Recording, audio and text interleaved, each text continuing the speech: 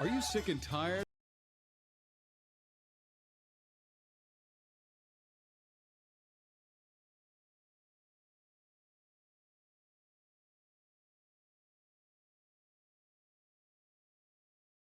Prescription for your life. Get ready for your daily dose of Healthy Talk Radio, the show that's empowering your health. And now, here's America's health and lifestyle coach.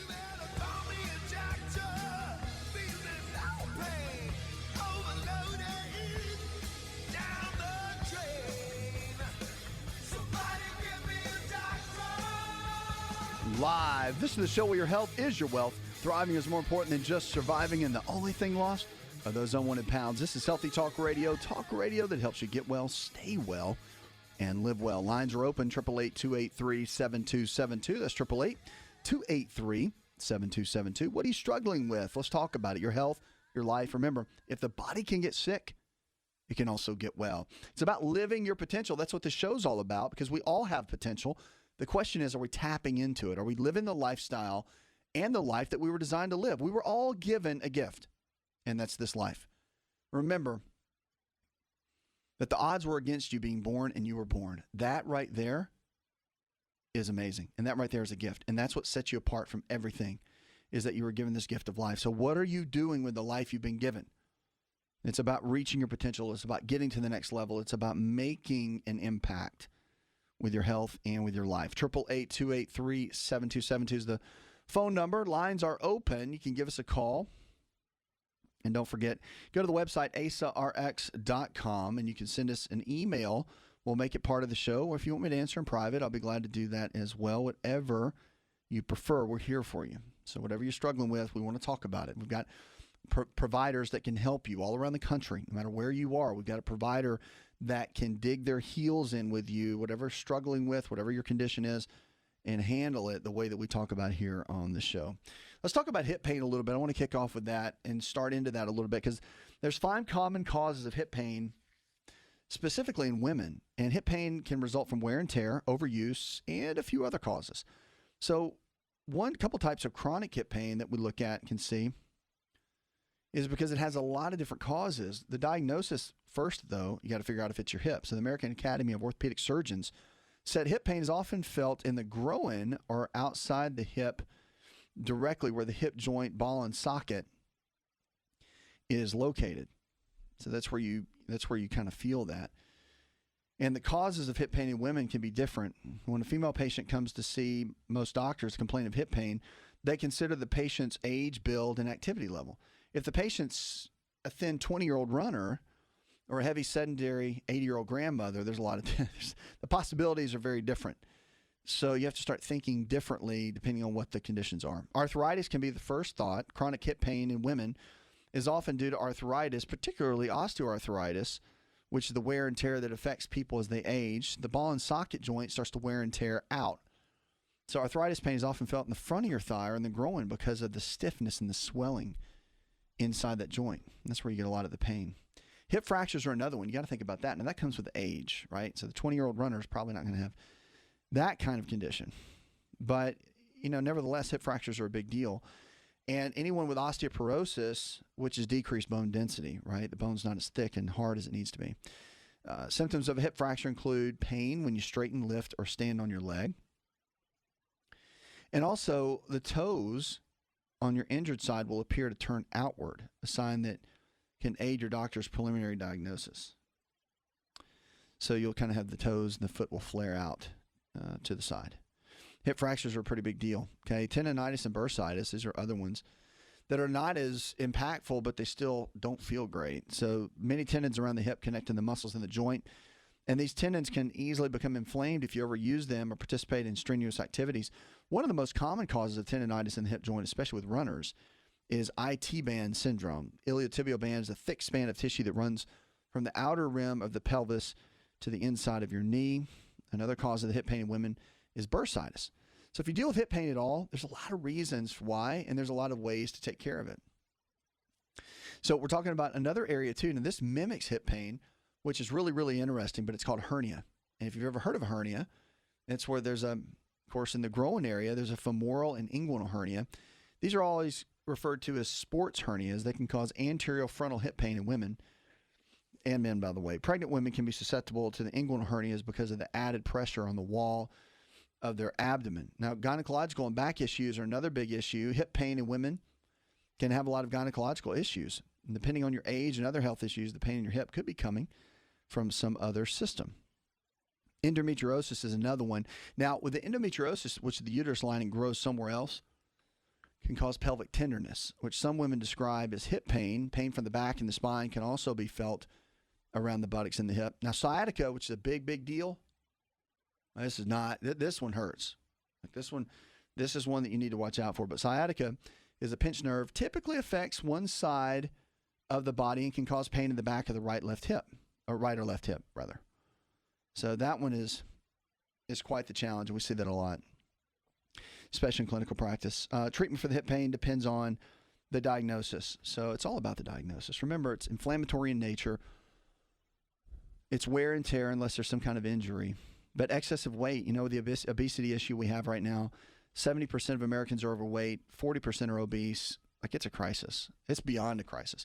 As long as I've been doing this show, I'm amazed at the fact that the obesity rates have increased. Like, I thought for sure, as much as we know and as much as we're educating between television and radio and internet, like, we would all kind of get it and get excited and really change our health and lifestyle choices, but we're just getting fatter. It's crazy. Nevertheless, I'm on a mission. I want to see people live their potential. So that's why we're here. Okay, even if people still struggle, that's why we're here. You need a voice that can help carry you through all this. Really makes a difference. 888-283-7272 is the number. Lines are open. You can give us a call or go to asarx.com.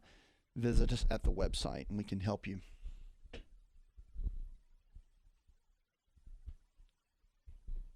Let's jump on the phones here. I see you waiting for me. Let's go to Ava. Hi, Ava. I am 46 years old, and over the past year and a half, it's gotten to where I am just as tired when I wake up as when I have gone to sleep. I usually kind of bottom out around 4 o'clock each day, and I'm getting 8 to 9 hours of sleep a night, so I was concerned. Yeah, the sleep issue, it's important. I mean, regardless of what anybody tells you, it's super, super important. You have to get sleep. And if you're not, and you're not getting the level of sleep that you feel like you need, if you're not getting in that deep REM stage of sleep, and you know when you are. I mean, if you're not dreaming at all, you're not getting into a very deep stage of sleep. So it's okay if you don't remember your dreams like vividly, but you kind of know if you dream or not.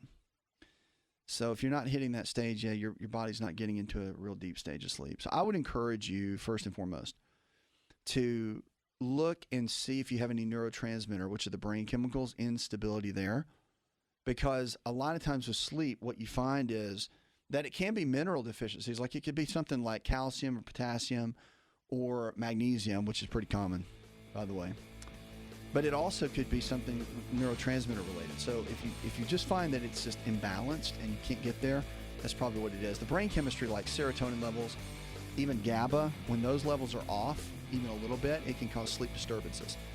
So check out your routine. Like, make sure you've got a good, solid routine every day, that you're not sporadic in the way that you go to bed at night, that you've got a good sleep hygiene, as we call it, and that you've got a good routine going each day. That's the first thing you got to check. Do that for like a week, and then you can let us know. I get the testing done, though, for the neurotransmitters. If you can't find a doctor to do that, let our provider team know, our lifestyle providers. They're all around the country. They can help you.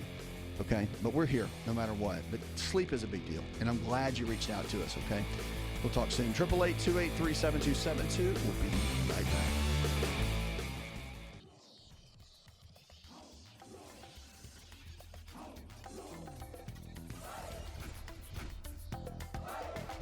To find out more, connect with On Call Radio online at InShapeNetwork.com. Welcome back to the show. 888-283-7272. That's 888-283-7272. So glad you're with us. Go to the website. Go to asarx.com. What about pain management? So pain management's a big deal. Like, people that struggle with pain, deal with pain. It's a big deal. And I really want to jump in for just a moment and talk about it, because if you do pain management, it can be a highly challenging situation to be on these medications. But what about doing pain management without drugs? You ever thought about that? You're probably going, no. So pain management without drugs is possible. So when it comes to this and you're looking at chronic pain, what can you do? Well, when chronic pain sets in, people immediately look for their medicine cabinet or rush to the drugstore, because a medication usually offers temporary pain management relief. We don't want pain. Like the two things human beings we avoid pain, but we create change in our lives due to one of two things: either pain, massive pain, or pleasure. And usually pain and fear will push us further into change than the latter. But nonetheless, I mean, that's how we're wired, and that's how our brains work, and that's how our bodies work. So when you're talking about pain management and getting relief from pain, of course we go to medicine, because we don't want to hurt. Like, that's pretty simple, right? So acupuncture, there's some alternatives in pain management that I hope you'll consider. So if you struggle with pain management, or if you struggle with pain and you're in pain management, right, look at some of these alternatives, because they're really, really good. I'm excited about them. Number one is acupuncture. It's the oldest pain management technique in the world, Chinese practice of acupuncture. So it uses tiny needles placed in specific joints along the body to help alleviate chronic pain. And the other pain management that's really good, and by the way, a lot of insurance companies now are paying for acupuncture, and they're covering it with insurance. So that's a super important thing to understand, because, I mean, a lot of people, I think even Medicare has considered it. I don't know if it's completely gone that route yet, but I know it was considered. So pain management, along with acupuncture, is massage therapy. And therapeutic massage, extremely beneficial. So many good techniques, sports massage and deep tissue. But it offers a lot of benefits with chronic pain management. The deep tissue massage and some of the gentle techniques can help relax muscles, sore tissues, and ease chronic pain. One study in the Annals of Internal Medicine found that benefits of massage easing lower back pain for about 6 months or longer. It really does. It makes a big difference. Another one is physical therapy. So physical therapy teaches you how to gently move and stretch your muscles and work your joints to strengthen them, which can help alleviate pain. Unlike medication, physical therapy can actually help treat the underlying source of your pain, whether it's arthritis or another condition that can help. Physical therapy can also include water therapy, which is like working the muscles in the pool or whirlpool. And physical therapy also includes regular exercise and working with pain specialists trained in physical therapy, and can teach you the right way to exercise or alleviate pain, not increase it. So in a recent article in the Annals of Internal Medicine, it found that doing home exercises taught by physical therapists was more helpful for neck pain than actual drugs. Think about that. That's pretty cool. Hot and cold therapy is another big one. You're seeing the cryotherapy clinics now. Have you seen those? So cryotherapy is where it's really, really cold, and the sub-zero temperatures, not sub-zero, but it's really, really cold. These low temperatures of the body, with what it does to the body, helps from recovery. So, but the heat and contrasted with the cold, hot and cold therapy, can help quite a bit. And so the heat therapy boosts the blood flow in areas of the body due to pain due to inflammation, and it allows muscles to relax. So you can apply a heating pad or a heat wrap and then relax in a hot bath for pain management. Can soothe everything, really. The cold therapy, though, can be useful for pain management. It slows blood flow to a painful joint, so the swelling's reduced and the nerves aren't able to send messages as quickly for pain. So you can apply a cold pack or even do the cryotherapy. So we're talking about pain management, doing it naturally. You're listening to the Asa Rx Experience. Give us a call, 888-283-7272 to join in the show, or go to the website, go to asarx.com. So another one for pain management, we're talking about hot and cold therapy. We've talked about acupuncture. We've talked about massage therapy and physical therapy. But what about therapy for the mind? So anxiety, stress, and depression can all aggravate the pain cycle in the body. So it's important not to ignore the emotional side of your pain. So cognitive behavioral therapy, which can teach you how to manage thoughts and feelings of your body's physical response, can effectively manage chronic pain. Biofeedback is another method that teaches you how to control your body's reactions to pain. So while hypnosis and deep tissue relaxation, they can help with pain management as well. Now, TENS treatment is another one. So electrically stimulating the area where the pain is localized, you can actually help alleviate it. So the electrical nerve stimulation, or a TENS unit, which has been used forever in medicine, but it really works, is the electrical stimulation technique most often used in pain management. It's a small device attached to the skin, and it sends electrical impulses to the painful area. Helps to reduce the pain. But the bottom line is with all these, I mean, you got to find what works for you. At the end of the day, if you've been taking a lot of medications, I hope you'll consider some of these, because it's really, that whole pain management cycle with meds, I mean, I get it. People love it.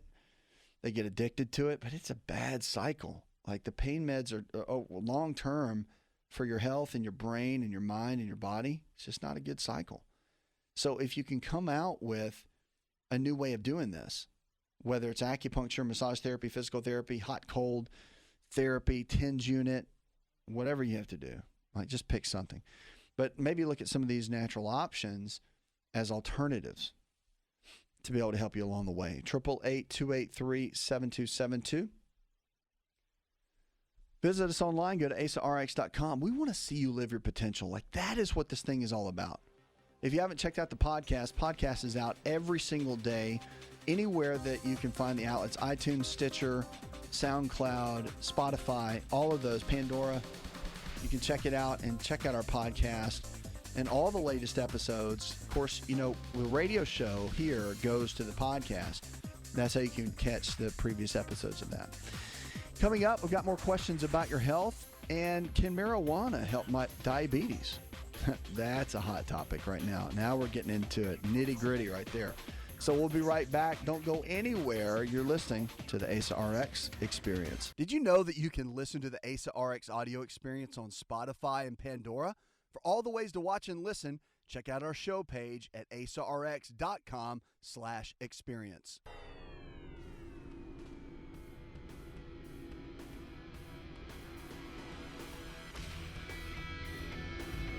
To find out more, visit the show online, InShapeNetwork.com. Welcome back to the show, 888-283-7272. That's 888-283-7272. So glad you're with us. This show is all about helping you live your potential. I'm Asa, your host. Good to be with you as always. So we're going to dive in. Like, I'm just going to go ahead and deep dive in to this topic that no one wants to talk about, right? So, and when you say it, everybody freaks out because it's been taboo for so long. But I'm talking about marijuana in medicine. Like, and all my conservative folks are like, don't talk about the marijuana. Don't talk about the CBD. Don't talk about. Yeah, it's here. Like, so many states have adopted it. It's here, and it's a plant. So let's jump into it, okay?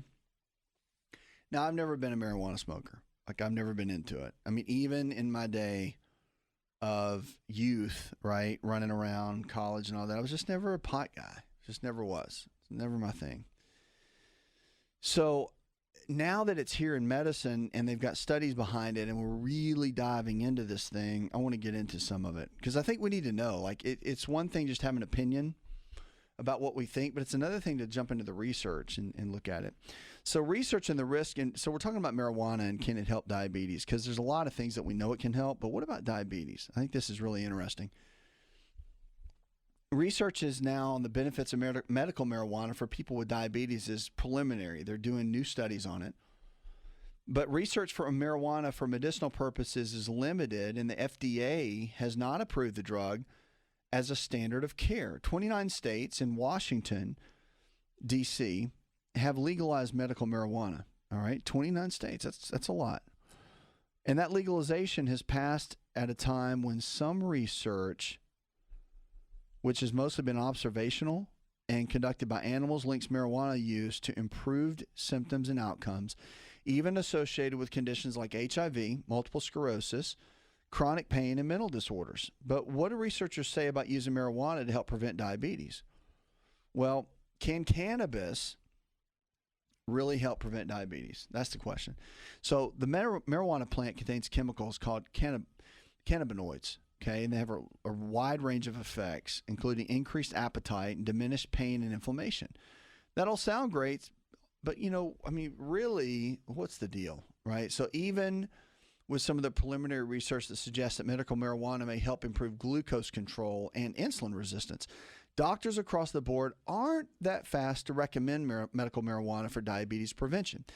So that's because most of the studies have really not met the gold standard of what we use in the studies. So medical marijuana hasn't been analyzed in a large, randomized controlled study in which human subjects with type 2 diabetes actually used it. So such studies reduce the risk of bias in study authors and provide the most reliable evidence for what we have with what we call a cause and effect relationship between two factors. So in this case, it'd be medical marijuana and diabetes.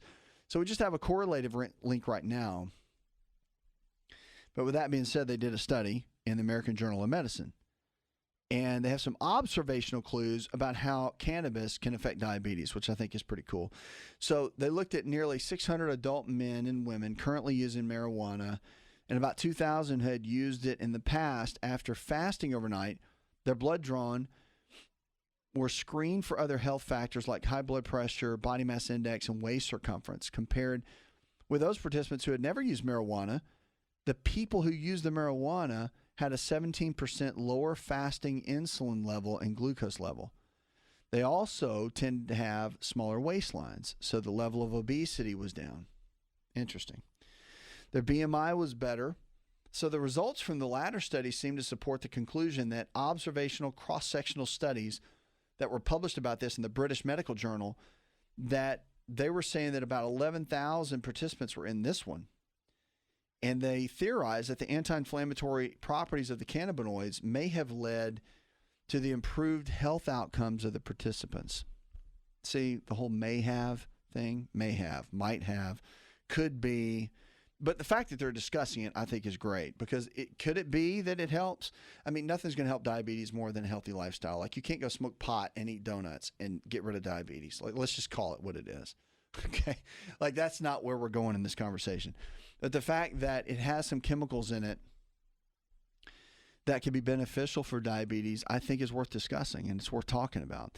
So can it help control diabetes? That's a different topic. So studies investigating marijuana as diabetes prevention tool have not been conclusive. One study suggests the drug may be used to help relieve diabetes symptoms, which can be kind of cool, like diabetic neuropathy. This is in the Journal of Pain. So diabetic neuropathy, or painful nerve damage due to chronic high blood sugar, which may lessen the discomfort of inhaling marijuana. So cannabinoid receptors located in the nervous system across the spinal cord and brain appear to work on multiple planes to relieve pain, including decreasing the excitability of receptors, reducing transmission of pain signals to the brain, and inhibiting discomfort down the spinal cord. You're listening to the Asa Rx Experience. If you're just joining in now, you can give us a call, 888-283-7272, to join the show. And if you just want us to answer in private, we will. You can go to the website, asarx.com. But we're talking right now about marijuana and can it help diabetes? Because I think it's an interesting conversation, just to say the least, about how marijuana can help any condition for that matter. I think we just hear marijuana and we all freak out. And it's like, oh no, but you'll take any of these other drugs that are so full of side effects. And then we look at marijuana, which I'm not like some marijuana fan, trust me. I just think it's interesting that we're now having these conversations and that 29 states have accepted it. Like, it's just an interesting time that in my lifetime I never thought I would see. So it's cool that we're having these conversations because it does have benefits, and we're seeing that. And I think that when you talk about, I mean, it is natural, so it's a plant. So anytime we're dealing with any kind of something somewhat natural, it's pretty cool to see the way God designed it. Now, the whole getting high thing, that's a whole different topic. But the benefits and the medicinal benefits that can come from the cannabis is pretty strong. The THC is a whole different topic. But the CBD portion, the oil that we're now seeing and using, that one is really powerful. So the barriers, just so you know, there's barriers to this research. And again, that's too technical, but I want to get into what a lot of the clinicians are saying. So clinicians agree that more data is needed, which is cool. The research is in the infancy. We all get that. But as far as the marijuana using medicinally to improve measures of metabolism for diabetes, there's a lot more unknowns than knowns. And it's way too early to make a recommendation for using cannabis for diabetes. So Troy Donahue, he's a physician, an associate professor right down the street from us in endocrinology and diabetes at the University of Florida. Although I'm a Seminole, go Noles. He studied the effects of marijuana use following bariatric surgery. So Donahue was previously at the University of Colorado in Denver, where he saw many patients with diabetes and obesity who use cannabis recreationally or medicinally for anxiety, sleep, or pain control.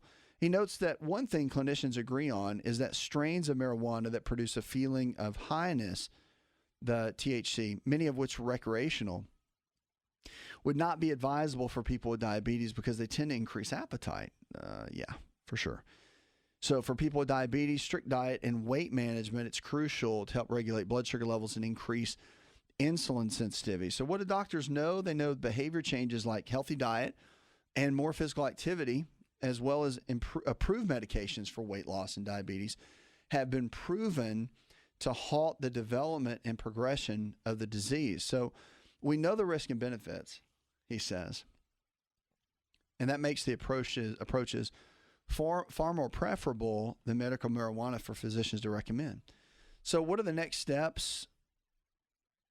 You know, one of the things they say, although medical marijuana, the legislation, that's kind of a big deal, it's getting passed in more states. The traditional physicians who rely on research and official U.S. medical guidelines, they're really waiting on the studies. So even though it's approved, doesn't mean your doctor's going to be cool with it. And a lot of guys and gals are jumping on the marketing bandwagon, and you'll just be an all pot clinic, right? So you go in and get your medical card and get all the marijuana you want. There's a lot of that going on. Just be careful with that. I get business and I get marketing.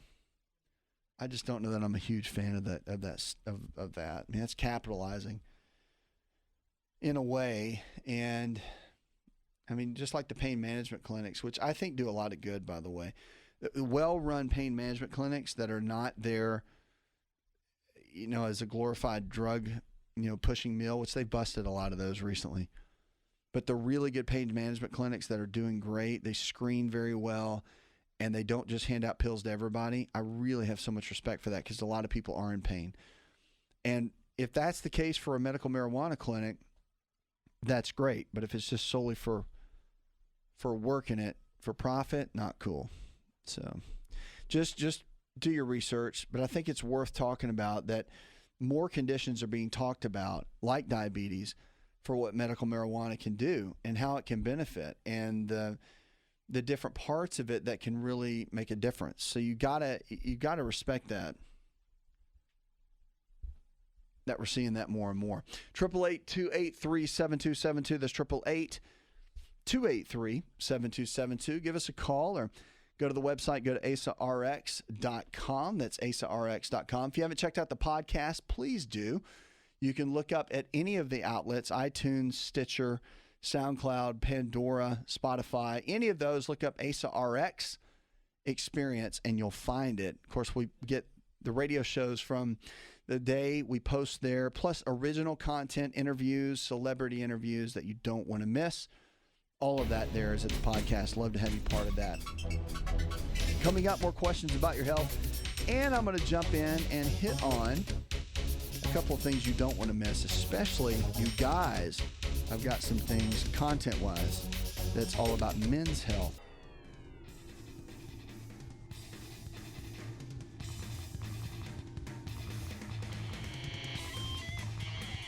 Connect with On Call Radio and watch On Call TV at InShapeNetwork.com.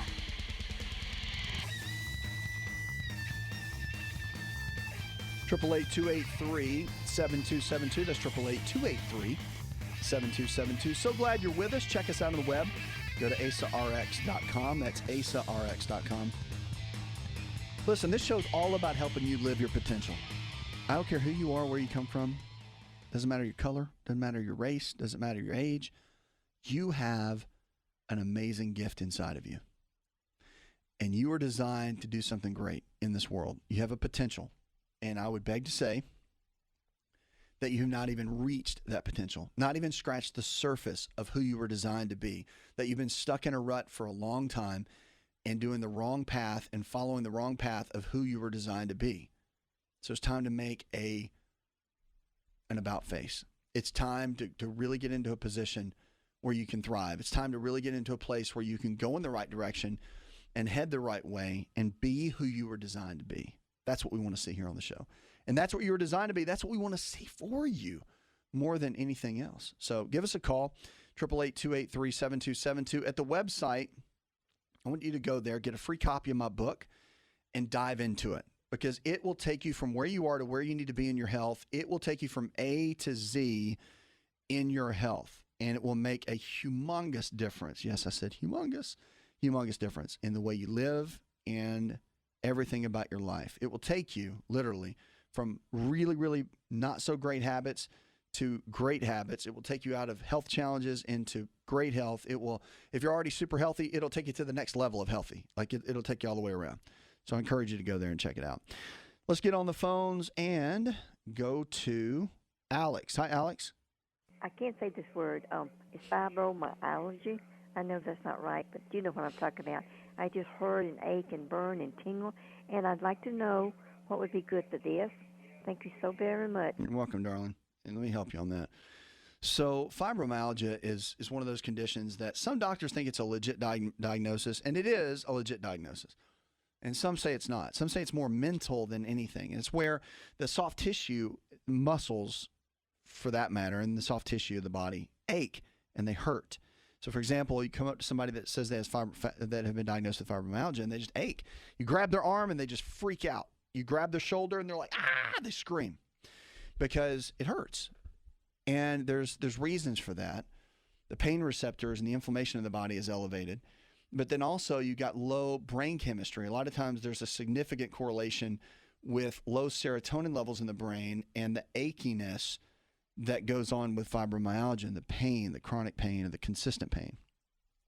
So all that can play a big role. So all that to say, one of the things you got to look at is you really want to focus on cutting out inflammation in the body, okay? So if you deal with that sort of pain, you got to look at your diet. If you're eating all kinds of foods and not really concerned about your diet, you probably got a lot of inflammation in the gut.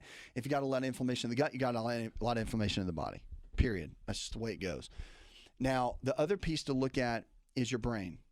So if you've ever taken antidepressants for anything, if you've ever gone that route of any kind of brain chemistry related issue or drugs or whatever, then that can play a role in this deal. It can play a big one, especially serotonin. Serotonin can play a big one and really be a game changer in it. So that's why somebody that has fibromyalgia, one of the first line treatments in medicine is putting that person on an antidepressant. And 90% of the time, a lot of the symptoms and pain goes away. It's like, what's up with that? Well, what's up with that is that the serotonin levels were low, and they fixed that, and then the pain goes away, and you had a neurotransmitter issue. It wasn't a pain issue. It's just how the body was exhibiting it. So a lot of things you can do to raise serotonin levels. First, though, you got to figure out, you got to get tested, okay? You need to get tested with your neurotransmitters, figure out which one's low, which one's high, which one needs to be stabilized, which ones are doing great, because you could eat certain foods that can affect one and mess up the other. You could build up one and have another one drop. So there's a lot of things you've got to do to make sure that you're doing the right things when it comes to getting the right nutrition for the body. And the testing is so important. So you can eat certain foods for serotonin, like protein-rich foods, like turkey is amazing. And then, of course, your meats, like red meat, although I'm not a big fan of doing that all the time, but the red meat is really, really good for brain chemistry. It's good for depression. You can definitely get in certain vitamins and minerals. Pyridoxal 5-phosphate is great. Magnesium is really good, as well as your omega-3 fatty acids. And also, don't forget vitamin B3. B3 is big as well for the brain chemistry and building up serotonin levels. There's a lot you can do to make that happen. So I would encourage you in this challenge that you're facing, get your diet right, okay, doing the anti-inflammatory based diet, get the eating right, because the inflammation's got to go down, period. And then secondly, as you're doing that, get testing done for your neurotransmitters so you know exactly which one it is. And then there's a nutritional protocol. If you need that, just let us know. Get with one of our healthy providers that are in your area. They're all over the country, so we can get you with a provider that can help you figure out exactly what's going on inside the system for you. And we can build a good game plan from there. So that is the ultimate key, really, when it comes down to it. Because the challenge is, in something like this, is to get everything balanced. And it's all about the research. It's about the tests. It's about knowing what's there and what's not there. 888-283-7272. We've got Samantha that sent an email in. She said she's from Washington, D.C., and says, I've been struggling heavily with low energy levels. I get up in the morning and I'm tired, and I go to bed really awake. What is that? Okay, that is classic symptoms of adrenal fatigue. Adrenal fatigue is one of those that we don't talk a lot about in healthcare and in medicine, but it is a real condition. And it's where the adrenal glands, which are the little stress glands that sit above the kidneys, that produce a hormone called cortisol. They also produce norepinephrine and epinephrine. But when cortisol is in DHEA, when they're off, then your energy levels are going to be off. And the more tired, as we call it, or fatigued the adrenals are, the less the body's going to work at its peak level.